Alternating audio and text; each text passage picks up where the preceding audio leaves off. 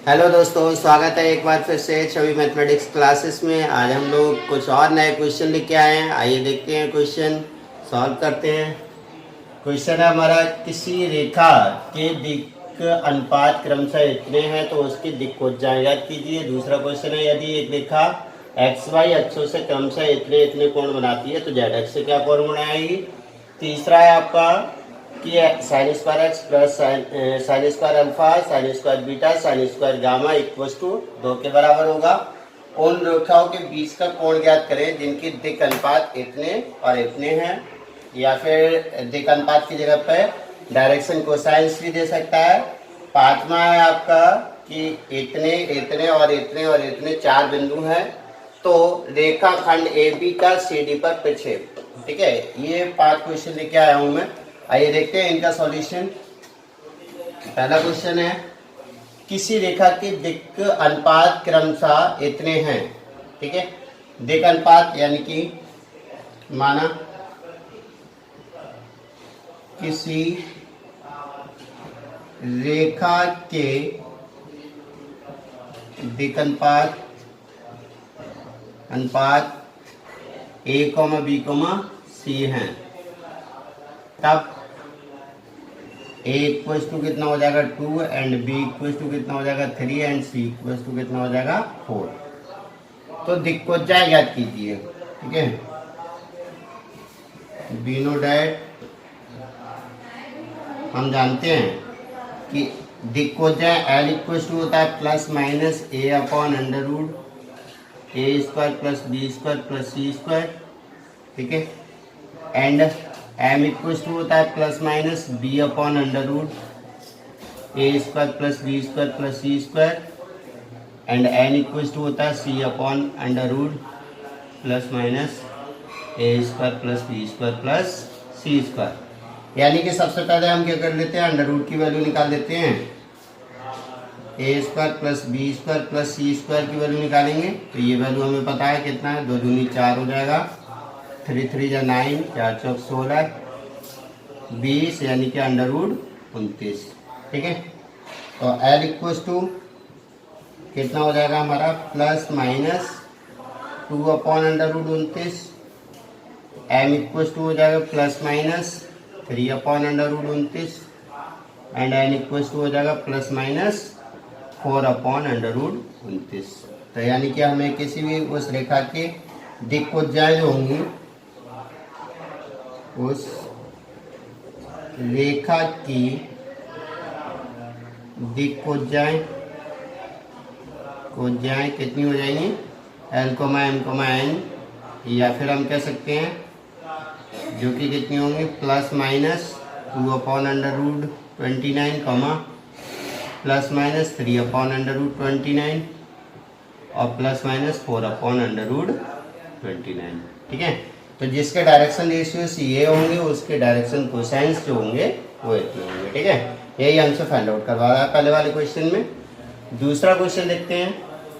दूसरा क्वेश्चन है, यदि एक रेखा एक्स और वाई अक्षों से क्रमशः इतने। ठीक है, एक्स अक्ष से अल्फा कोण, यदि कोई रेखा एक्स अक्ष से अल्फा कोण, एक्स अक्ष से अल्फा, वाई अक्ष से बीटा और जेड अक्ष से गामा कोण बनाती है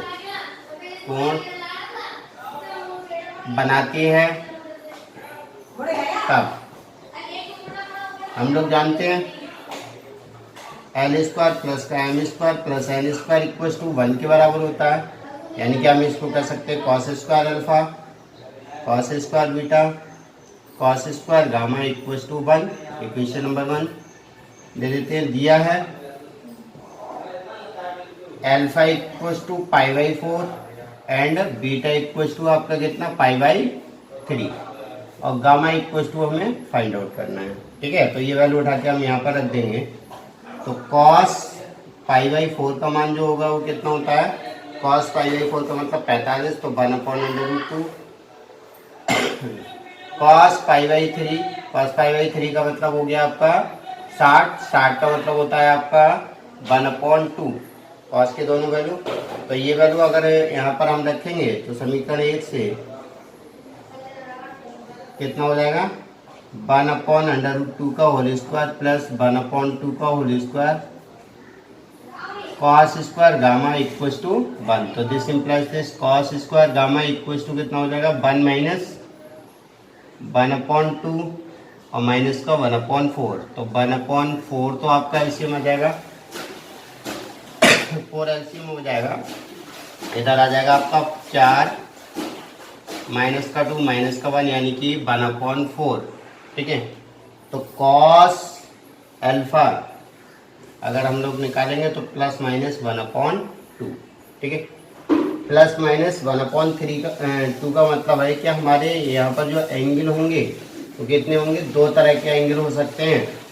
एक तो कॉस का मान π/3 प्लस होगा यदि आपका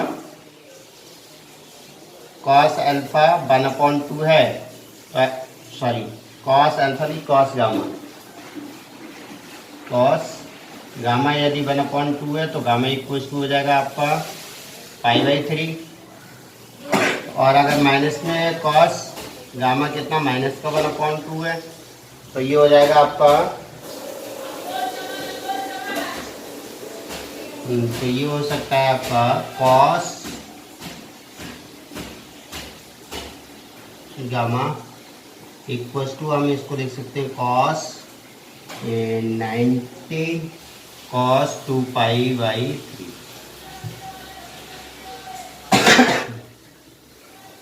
cos gamma equals to minus का 1/2 अगर देखेंगे तो कॉस गामा इक्वल्स टू होगा ये कॉस 2π/3 का मान। डेट इज यहाँ से हमें गामा की एक वैल्यू और हो जाएगी, गामा की वैल्यू दूसरी होगी 2π/3।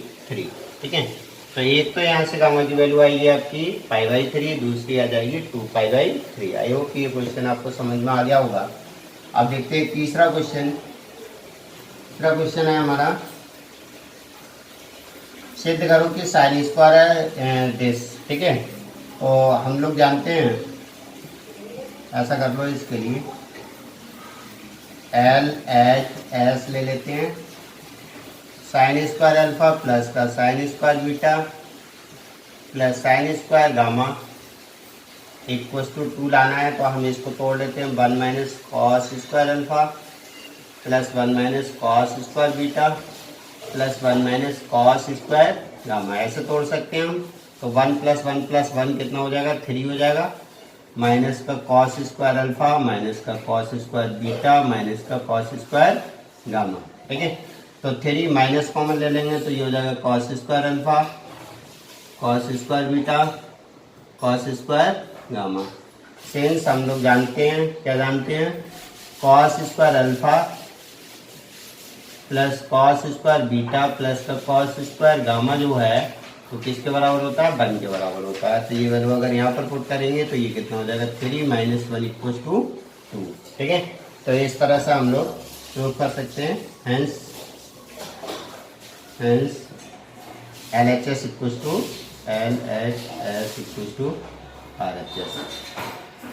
RHS। ठीक है। तो इस तरह से हम इसको प्रूव कर सकते हैं। अब इसका दूसरा तरीका ये भी है कि आप इसको लेके चलो, ठीक है, और इसको ला के लिखा दो, तब भी कर सकते हैं, कोई दिक्कत वाली बात नहीं है। 14 क्वेश्चन है हमारा। अगला क्वेश्चन है उन रेखाओं के बीच का कोण ज्ञात करो जिनके दिक् अनुपात ये है। यहाँ पर हमें डायरेक्शन रेशियोज गिवन है और अगर डायरेक्शन कोसाइन से दे रखा होता तब भी हम ऐसे कर लेते हैं। ठीक है। तो डायरेक्शन रेशियोज का मैं करता हूँ। ठीक है। दिया है डायरेक्शन रेशियोज पहली रेखा के A1 = 2 and B1 = 3 and C1 = 4 and A2 = 3 B2 = 4 और C2 = कितना है 5। ठीक है। तो दो रेखाओं के बीच का कोण, दो रेखाओं के बीच का कोण हम लोग निकालने सीखे थे ये कि अगर थीटा है, यदि दो रेखाओं के बीच का कोण थीटा है तब थीटा कॉस थीटा = हमारा कितना था, कॉस थीटा एक तो हमारा डायरेक्शन कोसाइंस के रूप में था और एक डायरेक्शन रेशियोज के रूप में था। तो डायरेक्शन रेशियोज के रूप में हमारा था A1 A2 प्लस का B1 B2 plus C1 C2 upon में under root A1 square B1 square C1 square under root A2 square B2 square C2 square. इस तरह से हम लोग कर सकते हैं। तो A1 A2 इन दोनों का मल्टीप्लिकेशन कितना हो जाएगा 6, इन दोनों का मल्टीप्लिकेशन 12 और इन दोनों का मल्टीप्लिकेशन 20, ठीक है। अंडर रूट 4 प्लस 9 प्लस 16, इसका वर्ग इसका वर्ग इसका वर्ग मैंने लगा दिया है। यहाँ हो जाएगा आपका 3 3 9 प्लस 4 4 16 पचम 25, है ना। तो इसे जब हम कैलकुलेट करेंगे तो ये हो जाएगा 12 से 18 30 38 बटे 16 4 20 अंडर रूट 29 इंटू में ये हो जाएगा 16 9 25 दूनी 50 अंडर रूट 50, ठीक है। तो ये हो जाएगा 38 अपॉन में मल्टीप्लाई कर देंगे 5 45 के 5 4 और 5 10 अच्छा 1450, ठीक है। cos थीटा इक्वल टू आ जाएगा, या फिर ऐसा कर लो इसको थोड़ा सा कैलकुलेट कर लें ज़्यादा सही जाएगा। तो ये हो जाएगा 38 अपॉन अंडर रूट 29, इसको लिख सकते हैं 25 इंटू 2, है ना। 25 इंटू 2 का मतलब है आपका 5 अंडर रूट 2, ऐसे लिख सकते हैं हम इसको। तो ये हो जाएगा आपका 38 अपॉन 5 18 के 8 2 3 4 और 1 5 58 अंडर रूट 58, सही है। तो इस तरह से हम इसको तोड़ सकते हैं। ये हो जाएगा हमारा कॉस थीटा का मान। तो या थीटा इक्वल टू कितना हो जाएगा cos inverse 38 upon 5 under root 58। इस तरह से हम इसके दोनों के बीच का एंगल फाइंड आउट कर सकते हैं, ठीक है। आई होप ये आपको समझ में आ गया होगा। अगला क्वेश्चन है हमारा लास्ट क्वेश्चन जो देखा है, इसमें बहुत अच्छा क्वेश्चन है लास्ट वाला, इसको बहुत ध्यान से समझना है। देखिए क्वेश्चन ये कह रहा है यदि ए बी सी डी 4 बिंदु हैं तो रेखा खंड ए बी का सी डी पर प्रक्षेप ज्ञात करना। प्रक्षेप ज्ञात करना हम लोगों ने सीखा था कि किसी रेखा, अब इस वाले क्वेश्चन को हम 2 तरीके से ज्ञात कर सकते हैं, ठीक है। अगर जैसे मैंने मान लिया कि ये हमारी ए बी है, कोई रेखा है ए बी और ये हमारी सी डी रेखा है सी डी। तो अगर इस रेखा का इस पे प्रक्षेप ज्ञात करना है तो हम 2 तरीके से ज्ञात कर सकते हैं कि अगर इस रेखा के हमें डायरेक्शन, इस वाली रेखा के डायरेक्शन कोसाइंस पता है, डीसीएस अगर पता है तो हम वो वाला डीसीएस वाला की अगर एक रेखा जिसके डायरेक्शन कोसाइंस 11 है और उसका प्रक्षेप उस पर निकालना होता है तो हम वो वाला फार्मूला लगा सकते हैं, यानी कि जो पी क्यू वाला ज्ञात किया था। अगर हमें इसके डायरेक्शन कोसाइंस नहीं पता है तो हम ये कर सकते हैं कि हम लोगों ने ये सीखा था कि अगर इन दोनों के बीच का एंगल थीटा है तो वो हमारा डायरेक्शन प्रक्षेप जो होता था वो ए बी कॉस थीटा के बराबर हो जाता था। तो 2 तरीके हैं, दोनों में से कोई सा भी एक तरीका लगा के हम इसका सॉल्व कर सकते हैं, चाहे आपका ये चाहे ये, ठीक है। तो सबसे पहले हम लोग क्या करते हैं कि अगर कह रहा है यदि ए बी सी डी 4 बिंदु हैं, रेखाखंड ए बी का सी डी पर प्रक्षेप ज्ञात कीजिए, ठीक है। तो सबसे पहले रेखा ए बी की वैल्यू निकाल लेते हैं। ए बी इक्वल टू हमारा कितना हो जाएगा under root x2 minus x1, यानी कि 1 माइनस 1, मैं फार्मूला नहीं लगा रहा, सीधा सीधा अप्लाई कर दे रहा हूँ, ठीक है। तो इसमें से घटाएंगे प्लस का 0 माइनस 2 का होल स्क्वायर प्लस 3 माइनस 4 का होल स्क्वायर, ए बी यही तो हो जाएगा। डेट इज आपका ये हो जाएगा 2 दूनी 4 प्लस का 4 और प्लस का 1, यानी कि यहाँ पर कितना आ जाएगा अंडर रूट 9, डेट इज आपका 3। ए भी हमारा कितना आ गया 3 नहीं है। अब हम करते हैं सी डी के, या तो हम डायरेक्शन कोसाइंस इसके निकाल लें, या फिर अगर हम डायरेक्शन कोसाइंस न निकालें तो हम जो कि इन दोनों के बीच का, इस रेखा और इस रेखा के बीच का कोण ज्ञात करते हैं, दोनों में से कोई भी। तो उसके लिए हमें इसके और इसके डायरेक्शन रेशियोज की आवश्यकता पड़ेगी, तो डायरेक्शन रेशियोज निकाल सकते हैं। मैं यहाँ पर कर रहा हूँ कि इन दोनों के डायरेक्शन कोसाइंस निकाल देते हैं। तो सी डी रेखा के दिक्कोण, दिक्कोण अगर हमने किन्हीं दो बिंदुओं को मिलाने वाली रेखा के दिक्कोण निकालना सीखे थे तो हमारा कितना था कि L equals to x2 minus x1 upon A B, इस तरह से होता था। यहाँ पर सी डी है तो सी डी कह देंगे, ठीक है। तो ये कितना हो जाएगा, सी डी अगर हम लोग निकालेंगे तो ये हो जाएगा x2 माइनस x1 यानी कि देश माइनस देश 1 अपॉन अंडर रूट।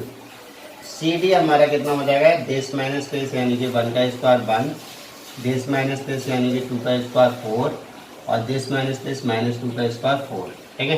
तो ये हो जाएगा 1/3। ऐसे ही अगर हम m निकालेंगे तो ये y2 माइनस y1 4 माइनस 2 यानी कि आपका 2/3 हो जाएगा। और आपका n इक्वल्स टू अगर हम लोग निकालेंगे तो देश माइनस देश यानी कि माइनस का 2/3 हो जाएगा, ठीक है। तो हमें सी डी रेखा के दिक्कोण दिक्कोज्या मिल गया, दिक्कोज्या, ठीक है। अब देखो हम इसको ऐसे निकाल सकते हैं कि हमें उस रेखा पर प्रक्षेप निकालना है जिसके डायरेक्शन कोसाइंस ये है, ठीक है। तो बिंदु ए बी को मिलाने वाली रेखा का प्रक्षेप सी डी पर प्रक्षेप जिसके DCS इतना 1/3, 2/3, माइनस का 2/3 है, ठीक है। तो हम लोग निकालेंगे ए बी का प्रक्षेप इक्वल्स टू कितना हो जाएगा हमारा, ए बी का प्रक्षेप अगर हम लोग निकालते हैं तो क्या होता है x2 माइनस x1 और इंटू एल। तो x2 माइनस x1 अगर हम लोग देखेंगे तो देश 1 माइनस 1 यानी कि प्लस का 1 और इंटू में l 1/3 plus y2 minus y1 यानी कि 0 माइनस का 2 इंटू में 2/3 देश माइनस का देश यानी कि आपका प्लस 3 माइनस का 4 और इंटू में माइनस का 2/3 सही है। तो ये हो जाएगा आपका 2/3 और यहाँ पर हो जाएगा माइनस का 4/3 और यहाँ हो जाएगा आपका माइनस यानी कि प्लस का 2/3 4/3 हो गया और माइनस का 4/3 हो गया इक्वल्स टू 0, ठीक है। तो ए बी रेखा का सी डी रेखा पर प्रक्षेप अगर हम लोग देखेंगे तो कितना होगा, 0 होगा। ये तो हमारा कि अगर एक लाइन के डायरेक्शन कोसाइंस पता होते हैं तब हम इस तरह से निकाल सकते हैं। अगर हमें डायरेक्शन कोसाइंस न पता है, दोनों के बीच का एंगल पता है, तो हम कैसे निकालते हैं वो भी देख लीजिएगा इसी क्वेश्चन में। बिंदु ए तथा बी को मिलाने वाली रेखा के दिक् अनुपात निकालना सीखा था हम लोगों ने। कितना हो जाएगा x2 माइनस x1 यानी कि ये हो जाएंगे आपके 1 + 1 = 2, a = a1 b1, ये हो जाएगा आपका 0 माइनस का 2 = -2 और c1 जो होगा हमारा 3 माइनस का 4 = -1, ठीक है। इसी प्रकार से हम लोग निकाल लेते हैं बिंदु C तथा D को मिलाने वाली रेखा के दिक् अनुपात, ठीक है। तो ये हो जाएगा आपका a2 क्या दे रहे हैं इसके लिए, a2 हमारा कितना हो जाएगा 2 - 1 यानी कि 1 और b2 हमारा कितना हो जाएगा 4 माइनस का 2 यानी कि 2 और c2 हमारा जो होगा 1 माइनस का 3 = -2, ठीक है। अब हमें दोनों लाइनों के क्या मिल गया, डायरेक्शन रेशियोस मिल गया, ठीक है। तो अब इन दोनों के बीच का हम एंगल अगर मान लिया माना AB तथा CD के बीच का कोण थीटा है, तब cos थीटा इक्वल टू कितना हो जाएगा, A1 A2 2 इंटू 1 प्लस का